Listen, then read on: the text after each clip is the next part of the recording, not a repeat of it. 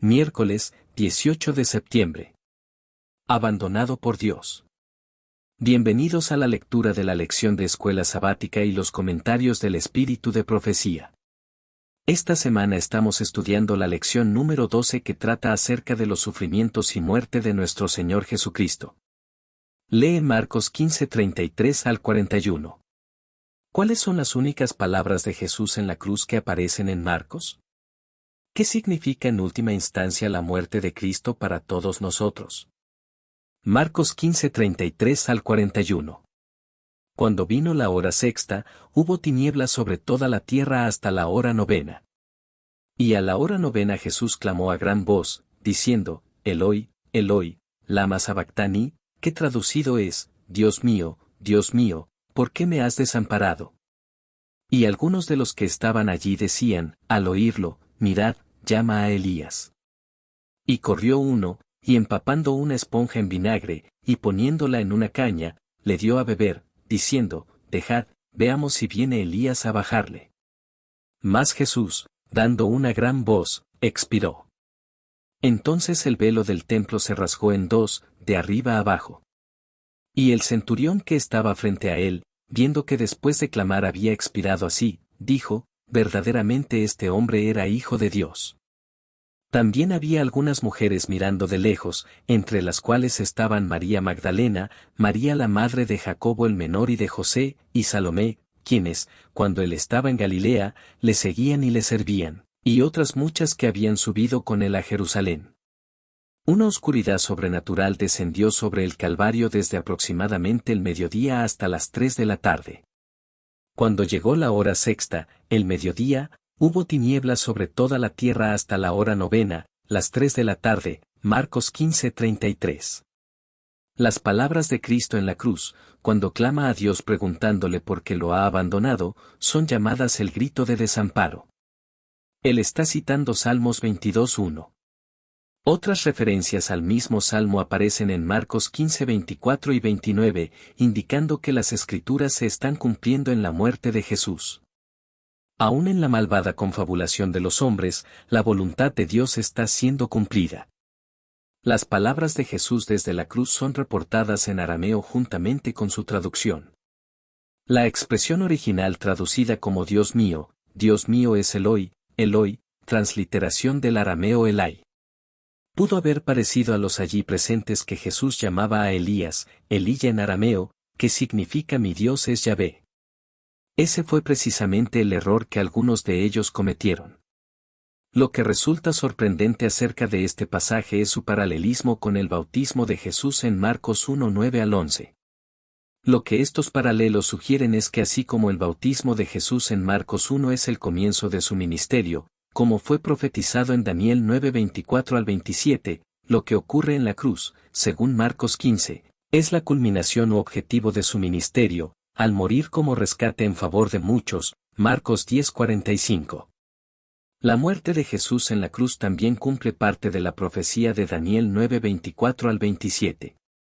La rasgadura del velo del templo, Marcos 15:38, apunta al cumplimiento del sistema sacrificial, cuando el tipo, o símbolo, se encuentra con el antitipo, o realidad simbolizada, y una nueva fase de la historia de la salvación comienza.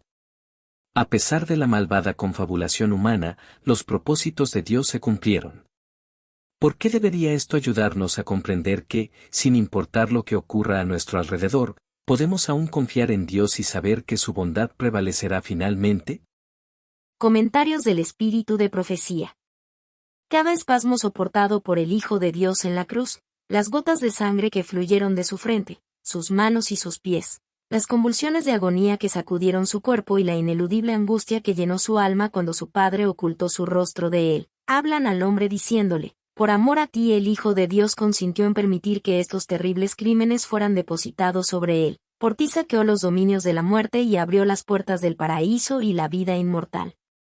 El que calmó las airadas olas por medio de su palabra y caminó por las ondas coronadas de espuma, que hizo temblar a los demonios y logró que huyera la enfermedad al toque de su mano, el que resucitó muertos y abrió los ojos de los ciegos, se ofreció en la cruz como el único sacrificio en lugar del hombre. Él, el portador del pecado, Soportó el castigo legal que merecía la iniquidad, y se hizo pecado por el hombre. La historia de la redención, página 233 y 234. El desgarramiento del velo en el templo demostró que los sacrificios y los ritos judaicos no serían ya recibidos. El gran sacrificio había sido ofrecido y aceptado, y el Espíritu Santo que descendió en el día de Pentecostés dirigió la atención de los discípulos desde el santuario terrenal al celestial, donde Jesús había entrado con su propia sangre, para derramar sobre sus discípulos los beneficios de su expiación. Pero los judíos fueron dejados en tinieblas totales. Perdieron toda la luz que pudieran haber tenido acerca del plan de salvación, y siguieron confiando en sus sacrificios y ofrendas inútiles. El santuario celestial había reemplazado al terrenal, pero ellos no tenían noción del cambio. Por lo tanto, no podían recibir beneficios de la mediación de Cristo en el lugar santo. Primeros escritos, páginas 259 y 260. Los instrumentos celestiales tienen que luchar con obstáculos antes de que a su tiempo se cumpla el propósito de Dios. Los ángeles buenos y malos tienen una parte en los planes de Dios para su reino terrenal. El propósito de Dios es llevar adelante su obra dentro de pautas correctas, mediante formas que redunden para su gloria. Pero Satanás siempre procura contrarrestar el propósito de Dios. Los siervos de Dios pueden hacer adelantar su obra solo si se humillan delante del Señor. Nunca deben depender para el éxito de sus propios esfuerzos ni de una exhibición ostentosa. Como pueblo no comprendemos como debiéramos el gran conflicto que se libra entre seres invisibles, la lucha entre ángeles leales y desleales. Nuestra única seguridad es la palabra escrita. Debemos orar como lo hizo Daniel para que seamos guardados por los seres celestiales. Los ángeles, como espíritus ministradores, son enviados para servir a los que serán los herederos de la salvación. Orad, mis hermanos, orad como nunca habéis orado antes. No estamos preparados para la venida del Señor. Necesitamos hacer una obra consumada para la eternidad. Comentario bíblico adventista del séptimo día, tomo 4, páginas 1194 y 1195. Te agradecemos por acompañarnos en la lectura de la lección de este día.